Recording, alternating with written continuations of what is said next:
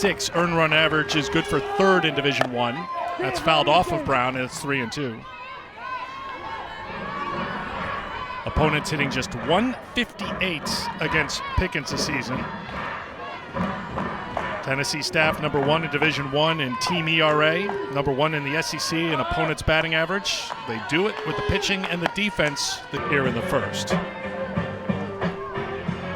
And now bring up the veteran for Tennessee, McKenna Gibson. Batting third for the big orange first baseman, number 24, McKenna Gibson. Gibson struggled in the Auburn series. That was a sweep for Tennessee. She was 1 for 11. That one hit was an RBI single in Game 3 of the series. She takes strike 1. Gibson has not had many slumps in her Tennessee career. First team All-Conference for a second straight year in 2024. 1-1. So consistent too, and even had to deal with a little bit of an injury earlier this season, so missed a few games, but you even see her numbers and her run production especially. She just seems to be able to come through when there are people on board.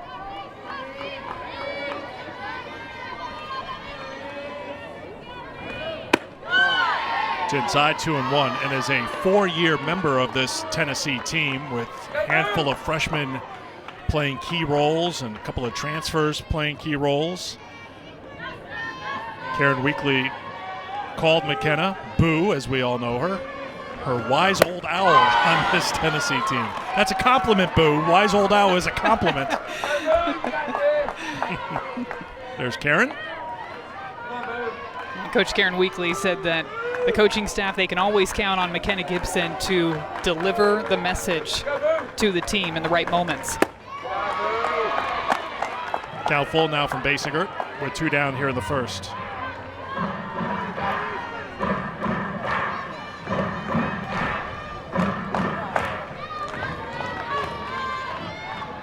Three-two pitch from Basinger. We'll do it again. Mentioned the Tennessee sweep of Auburn, had the battle against the Tigers. Thursday, Friday, Saturday series, won Game 1, 4-2. 5-run second inning in Game 2 on Friday, the difference in a 6-4 win. Another tight one on Saturday, 3-run win for the Lady to retire the side.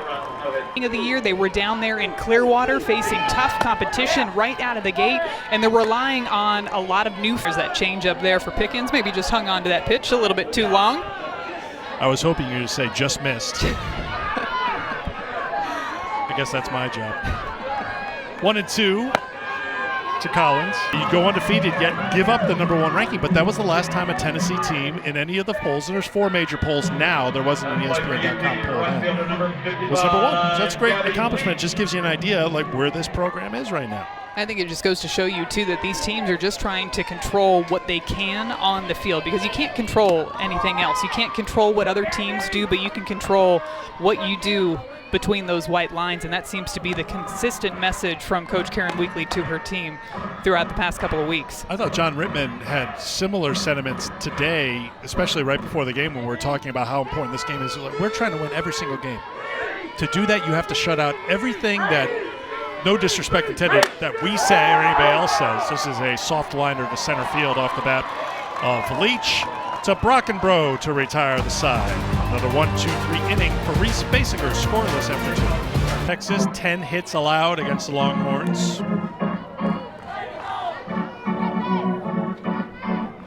Texas now the number 3 team in the latest poll. A&M slides to number 2, Oklahoma number 4. 8 of the top 11 teams in the ESPN.com USA softball poll from the SEC, and 12 in the top 25.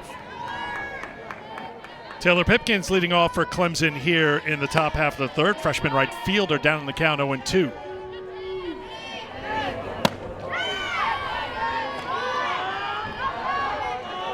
Side. When we come back, we'll talk with the Clemson head coach. She's doing really well so far this ball game. Well, she's mixing her speeds and hitting her spots. You know, you go in, out, up, down, and you're around the strike zone. Good things usually happen. They're explosive offense. She's got to keep it going. We've got to play good defense behind her. two really good teams going at it tonight. So I'm looking forward to the battle. Hey, we love it. Fans dream. I know you're a fan too. You're Definitely. in the battle. Definitely. Yeah, it's been great. It's been a great ball game so far, and like I said, two great teams going at it tonight. Love to be a fan watching this one. All right. Well, we'll take that role on, John. You got to go back to work. We appreciate your time. Okay, thanks, guys.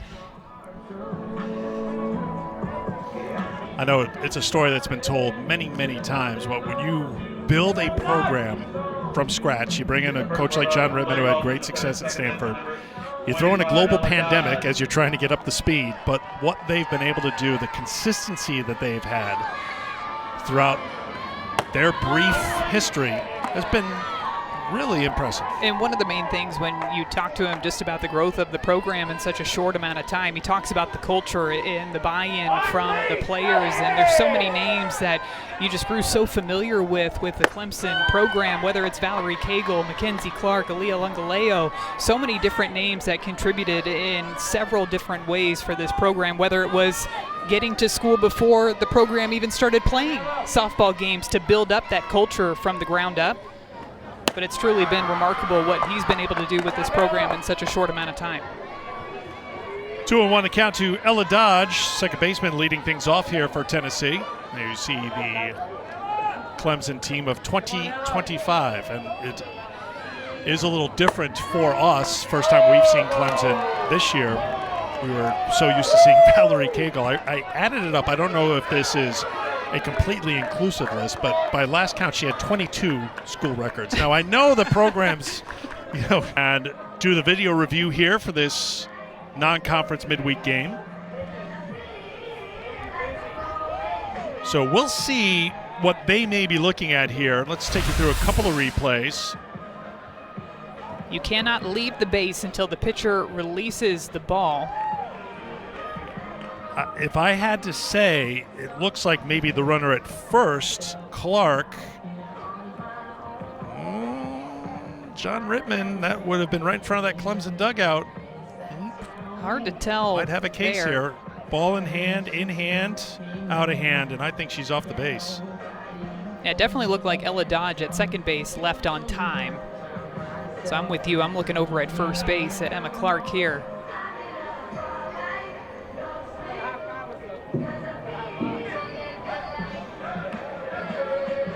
Again, ball in the hand. The second it leaves the hand, you can leave the base. Out of hand. Ooh, so Players are close. done with the review. Is it so close that they will not overturn the call is the question. Here we go. After video review, the call is being upheld. The runner did not leave early. That is Clemson's first challenge.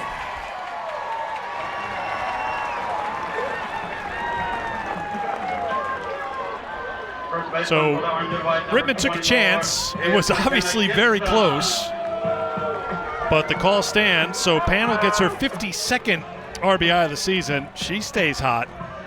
9 of her last 13 over a 5-game stretch. Brings in the run, and here is McKenna Gibson.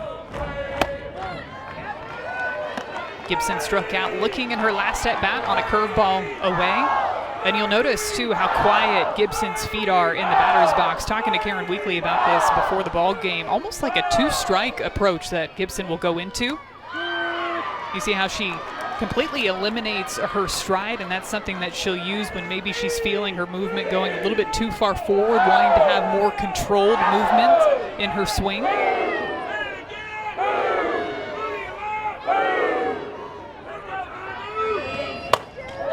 Out of play, it's 1-2. A lot of swings, especially by these Tennessee righties. They're getting jammed up on that 64-mile-per-hour pitch, and it's because Basinger continues to slow them down with the off-speed pitches, the changeups outside, and the curveballs away, and then jams them up with those rise balls in on the hands.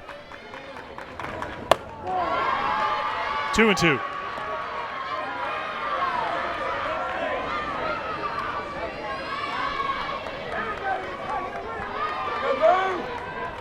Gibson very consistent, hit .339 a season ago, came into the game .347 on the season. Takes a ball, it's 3-2.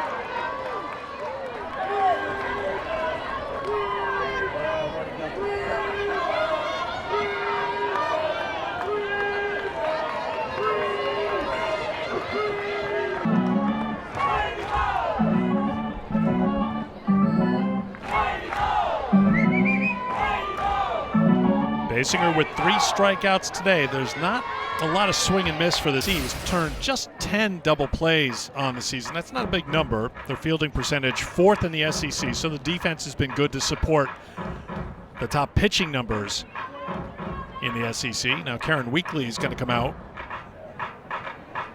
and have a conversation with Pickens.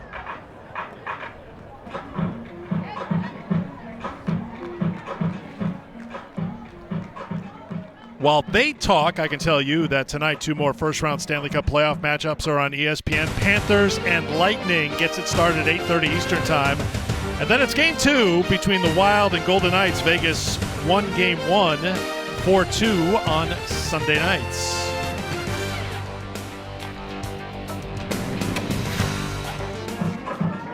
Kennedy Ariel is going to pinch run for Noller at first.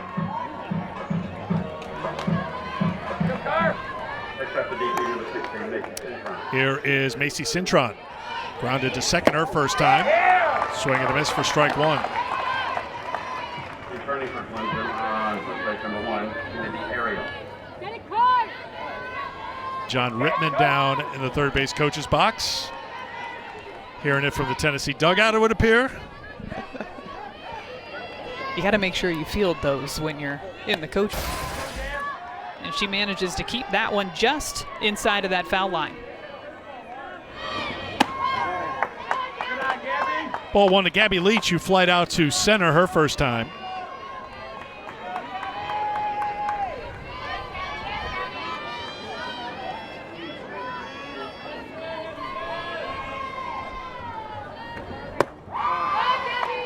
Two and 0. Got a pretty good piece of that one. Maybe just pulled off a little bit at the end, so hits it off at the end of the bat. Hard out into that left center gap.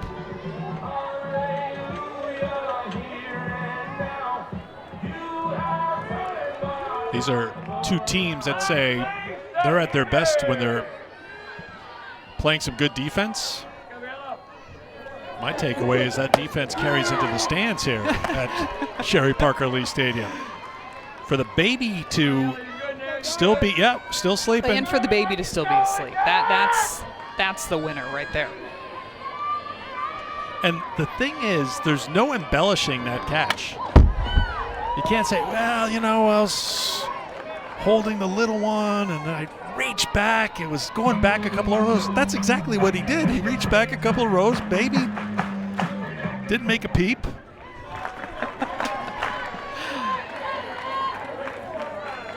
Oh, 2 to Dodge. This is for a ball, 1 and 2.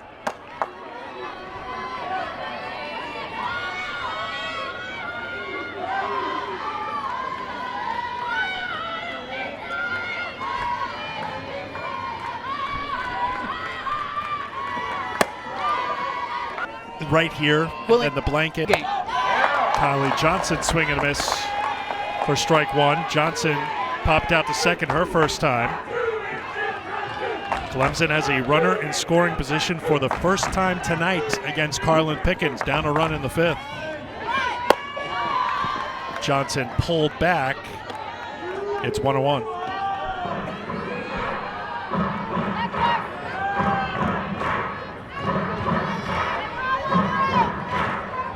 Pickens retired the first 8 Clemson batters she faced before Brockenbrough singled.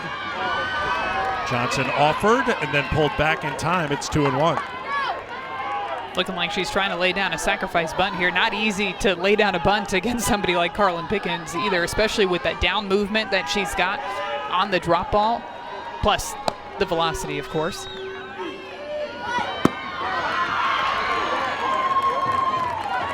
Three and 1 now. The plate, and Taylor Panel having to run a long way to try to make a play on that bunt.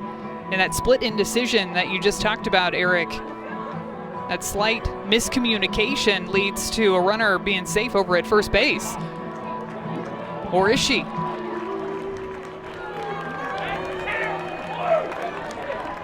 So are they, you mentioned like it wasn't great contact. Was the contact We've had a similar sack bunt situation with runners on first Do not and start second. our Arkansas-Florida flashback. Let's take another look at it here. She's in the box.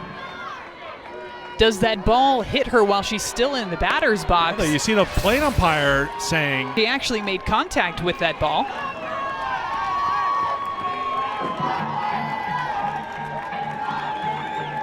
I didn't see contact with the batter. This is going to give flashbacks to Madison Shipman because she spent many, many hours of her life trying to decipher the Arkansas-Florida. But we already know that's not going to happen because the next pitch was thrown and the batter was walked. So we do have bases loaded with one away, but it is eerily. I like how you're turning the page. Yes, I'm moving forward. But it was eerily similar to that play that we had down in Gainesville. Okay, so the bases are loaded. There's one out. I'm going to take one more look here just to try to tie it all up. Yeah, from the side angle. Now let's see here. She's in the batter's box. It hit the plate. It doesn't look like it hits her at all. No. But it hit just at the millimeter where the...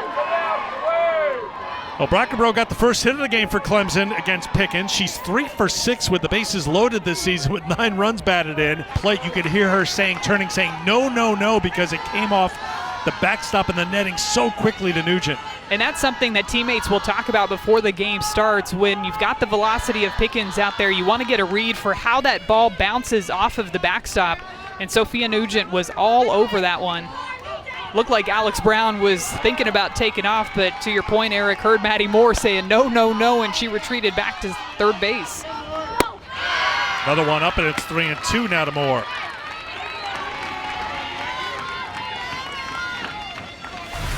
Man struggles out there in the circle.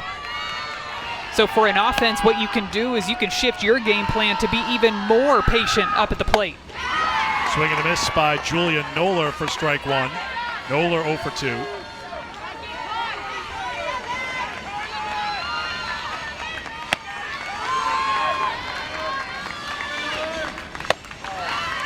One and one.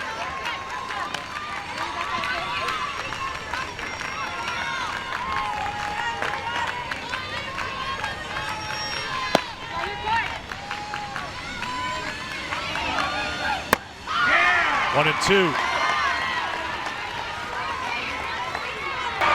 The 34th ends in a strikeout. 3-run score for the Tigers, looking for a huge road. Emma Clark to lead things off. She takes strike one.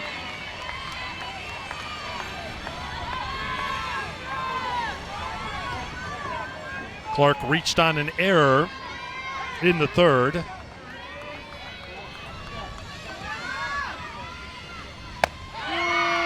Oh, and 2. So 4 total runs scored in this game, all unearned between Clemson and Tennessee. We said it was going to be timely hitting, but it's these teams capitalizing on the opportunities, the few opportunities that they've gotten because of how strong the pitching's been in the circle. Pickens was very efficient through those first 4 innings of the ball game before a couple of free passes in that inning. Numbers, but she has been solid over at that second base position for Clemson this year, too. This one hit really hard off of the bat of Savia Morgan. All reaction here with a slapper. You're playing up in that baseline. She has to cross over, go to her backhand, goes down to her knees, and makes a great throw over to first base for out number 2. Top of the order for Fiedler. Takes ball one. Remember, John Rittman says, Clemson, when their pitching is on and they play good defense, they're good. They don't get a lot of strikeouts from their pitching staff, although they've gotten a fair share from Basinger tonight with 6 strikeouts. I think Reese is trying to change the tune on that tonight. The ball is usually in play, so in Rittman's words, they have to play good defense. And a solid play there by Moore. And at times where you've seen this Clemson team be a little bit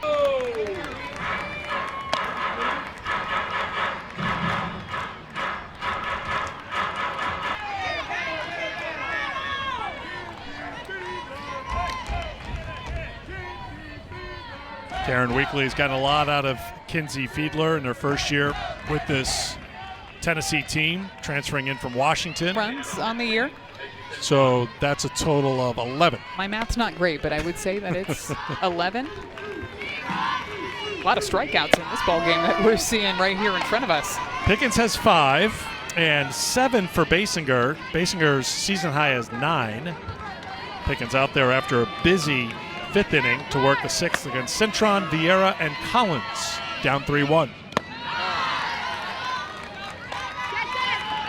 I'm hitting 500. That is Hall of Fame worthy right there. Abby Vieira 0 for 2.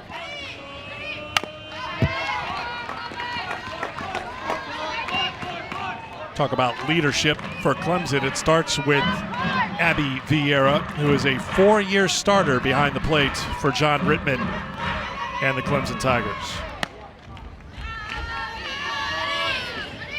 Big jump this year at the plate for Vieira. Hit .230 a season ago with just 1 home run. It's just a little bit. She used to practically be standing straight up and down, but you notice her front foot is almost inside that back foot just a little bit. Practically touching that chalk line. That back foot just a little bit off.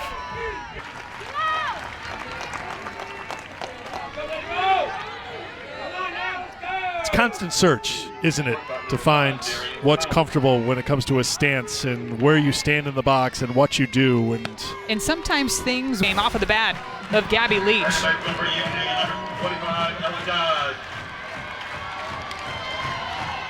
Here's Ella Dodge.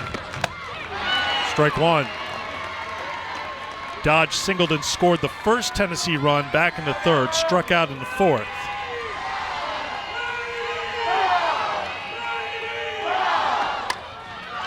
Bunted foul.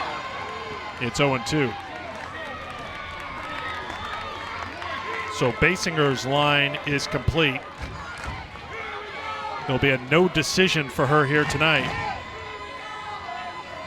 Responsible for the 2 runners that were on base when she left the game.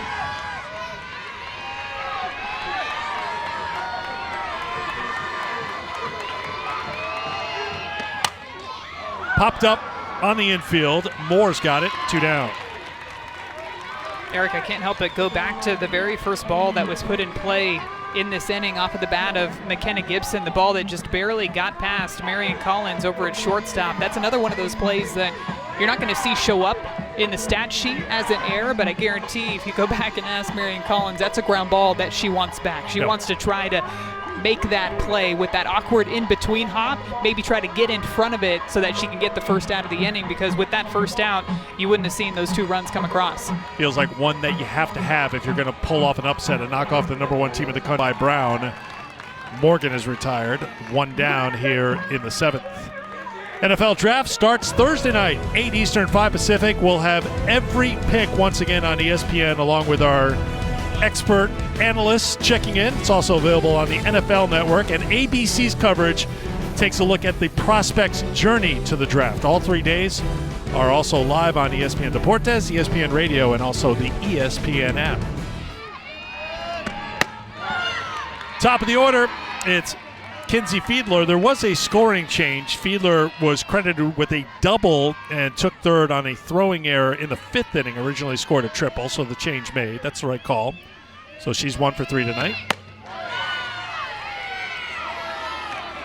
2-0 the count to Fiedler.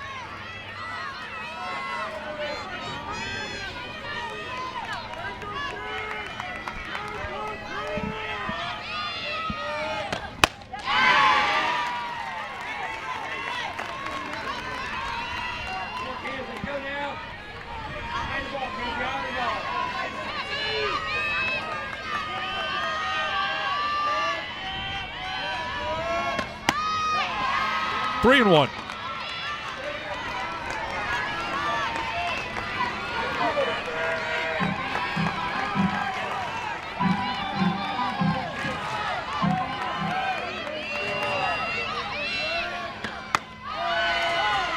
Full count to Fiedler. Seen a heavy dose of drop balls in this at-bat to Kinsey Fiedler, both on the outside part of the plate and the inside part of the plate. Imagine she goes back to it here. Out of play.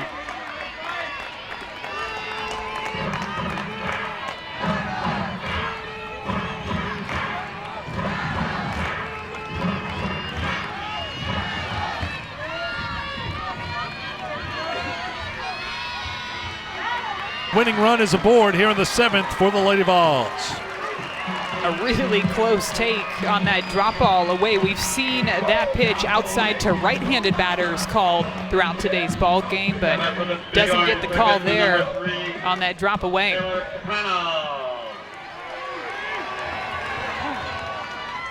John Rittman's going to head out to the circle here to have a conversation with Brooke McCubbin. The era and the infield will join in as well. And I'd say a lot of this has to do with the part of the order then is coming up for Tennessee. You've got to face Panel and Gibson back-to-back. Not to mention Sophia Nugent, too, who hit a double in her last at-bat. The heart of this Tennessee order, the run-producing part of this Tennessee order, and now they've got a runner over at first base.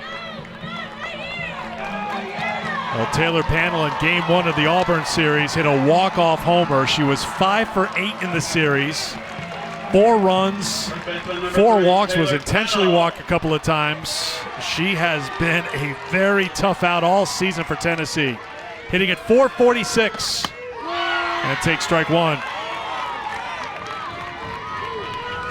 Enter the game with an OPS of 1412.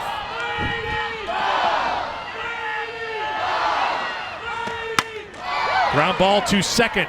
Throw to Collins covering the bag at second, and a big out there for Clemson as Fiedler's retired, 2 away. McCubbin gets Panel to chase at this drop ball low and outside. Well-located pitch right at the knees, and Panel gets it off of the end of the bat. Took a little bit of a funky hop there on that last hop to Maddie Moore, but they get the sure out, the lead runner over at second base. Strike 1 to McKenna Gibson. Gibson singled leading off the 6th, struck out twice against Basinger before that. Karen Weekly is going to have a chat with Boo Gibson. Quick one. Looked like it was McKenna Gibson that called time on that one, just taking a second after watching that first pitch drop ball go by. Take a moment to reset before she gets back into that batter's box.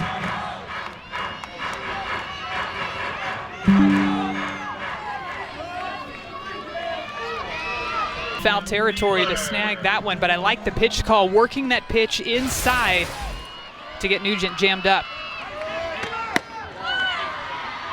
Ball 1 to Laura Mueller, who's 1 for 3 tonight, singled back in the 4th.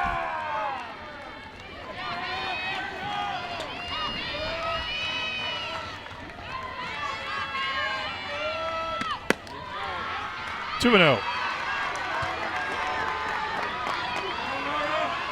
Mueller had a key hit in Game 3 of that Auburn series on Saturday for Tennessee. 2-run single in Game 3. 3 RBI on the weekend. Heading the count 3-0.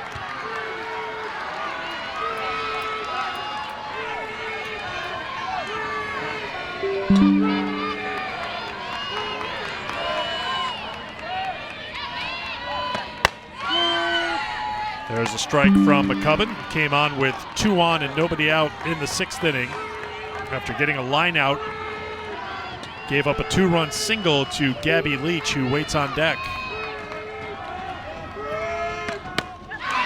3-2. You see her just dotting that low part of the zone with drop balls both inside and outside. Mueller swinging right on top of that pitch.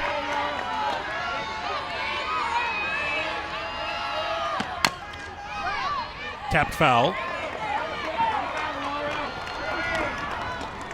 There's a level of anticipation that comes with hitting against a drop ball because you can't swing where you see it. You have to swing where you anticipate that ball is going to end up. Ground ball, gloved by Brown at third, on the first. Good play, 2 down. Mentioned Gabby Leach before, coming up with the big hit for Tennessee tonight. 2-run. To tie up this ball game. Leach with a chance to win it here with 2 down in the 8th. Takes strike 1.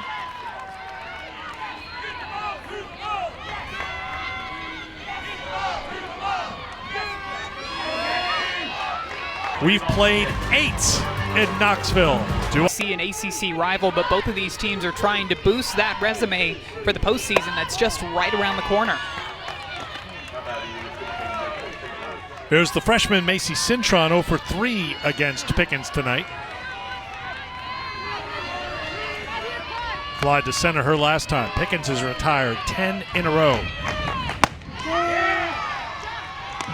Last batter that reached was Moore in the 5th. Remember, Pickens had some control problems that inning, threw 34 pitches, had to walked more, but since then, 10 up, 10 down. 2-1. And the control problems, I feel like, really came from that rise ball, that in-between pitch that she was throwing. A couple of the rise balls missing well up and out.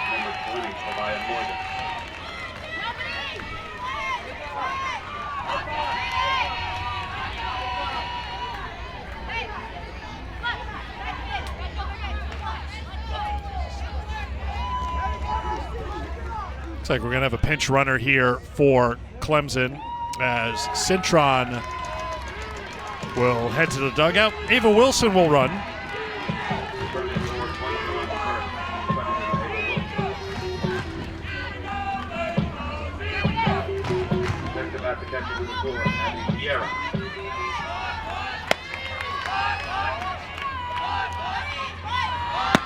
Vieira squaring the bunt. Pulls it back for ball 1. Defensive changes for Tennessee here in the 9th. Alana Leach will head out to left field. And the left fielder, Morgan, will move to center.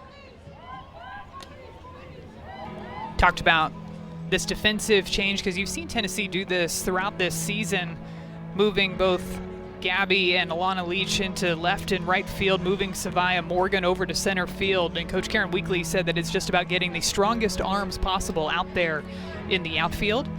You've seen her outfielders make some really clutch assists.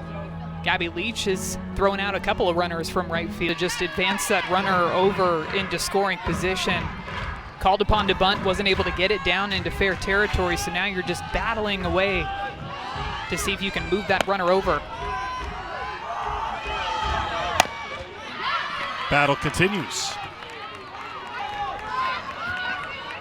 See her way out in front on that changeup. I think that's the mindset that you have to be in when you get into 2 strikes. You have to be able to be on time for the 74-75 and just react to that changeup. There's that rise ball again, missing low that time. Pickens hasn't been able to consistently get that timing with the release on that pitch. Through with that sac fly out to left field. So here is Kylie Johnson, tried to check her swing. He should have peeled over to first. It is a swing.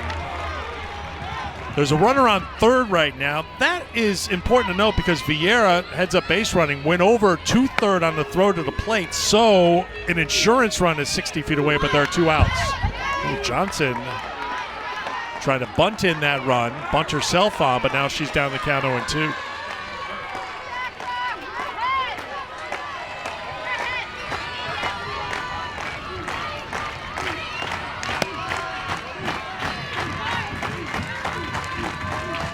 Ninth inning. It's Clemson capitalizing on a... In the 6th inning on the RBI single, 2 RBI single by Gabby Leach. Ella Dodge to lead things off here in the bottom half of the 9th inning for Tennessee. Down a run. Dodge is 1 for 3 tonight, facing McCubbin for a second time. Popped up to second against McCubbin. Back in the 6th. 2-0.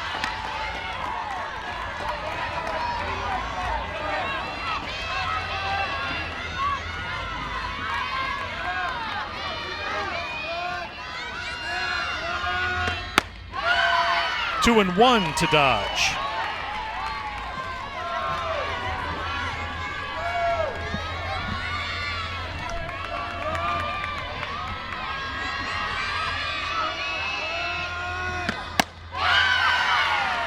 Three and 1.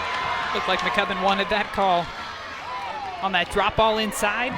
Doesn't miss by much. Doesn't get the call, now behind 3 and 1. Goes back to the same spot, doesn't get the call again, and look at how fired up Ella Dodge is with that leadoff walk to start off the bottom of the 9th. Well, according to the head coach, Karen Weekly, one of the reasons why Dodge is in the everyday lineup is that energy that she brings out in the field. You can hear her everywhere on the field, and you could hear her pretty loud and clear after that walk. Looked immediately back into the dugout to try to fire them up to get things going. They've been able to get some hits, but it's the timeliness that they haven't been able to find consistently. 7 hits and 3 runs on the board for the Lady Volunteers. On the flip side, just 3 hits for Clemson, but 4 runs across. First at bat for Alana Leach with the tying run aboard and nobody out here in the 9th. 1-1.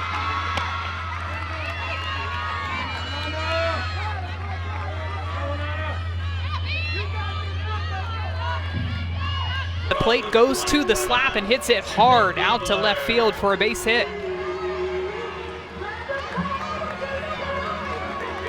Tennessee has the looks of a team ready for a celebration. Question is, will the Lady Vols deliver something to celebrate? Fiedler takes ball 1. Grounded to short in the 1st, fouled out in the 3rd, doubled in the 5th, walked in the 7th. And John Rittman's coming out to talk to Brooke McCubbin.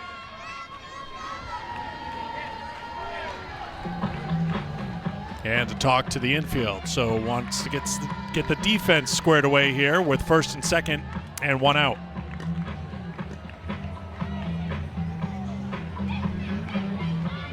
I'd imagine here the message is just to continue to throw strikes and let the defense work behind you. Do what you do best, and if you're Brooke McCubbin, that is working that drop ball on both sides of the plate. See if you can try to induce a ground ball out here with 2 runners on board. Probably also respecting the speed of Fiedler at the plate, knowing that she's going to be tough to double up. So maybe the plays to 3rd here to get that lead runner. A couple of things at play here. Again, this is a Clemson team, as Madison has mentioned. Pitchers generally pitch to contact. They put the defense to work. They're going to have to work here, 1st and 2nd with 1 out in the 9th.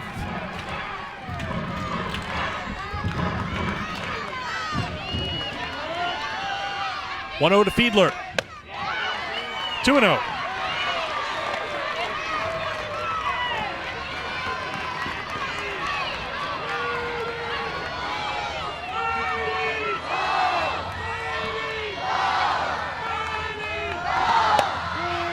Two and 1. Those last 2 pitches look like they're pretty much in the same location. One called for a ball. That last one called for strike 1.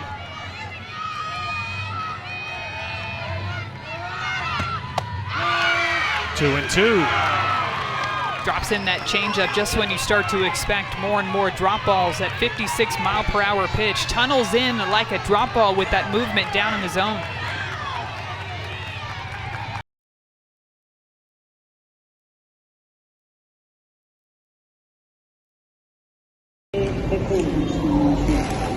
Up in the air a little bit too long. And that size of the buttons and points are relatively low. The points, 2-year-old stand.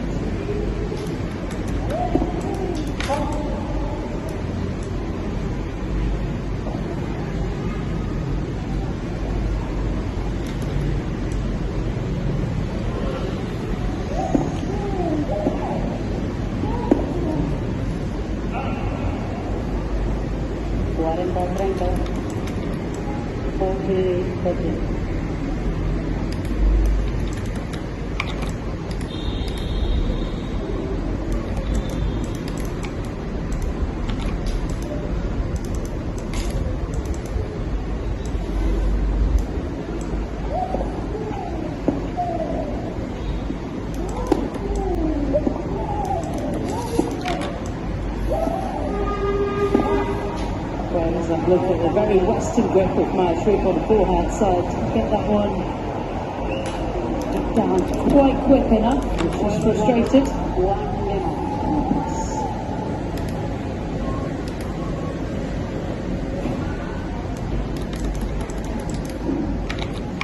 no doubt the works better on this surface. Now jumps a little bit, and in a grass court stays relatively low. So all the sets is a little bit more homogenised these days.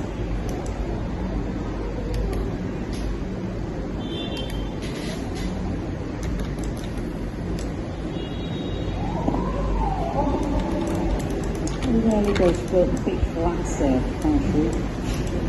Ball in. Ball. And slightly higher on the opponents.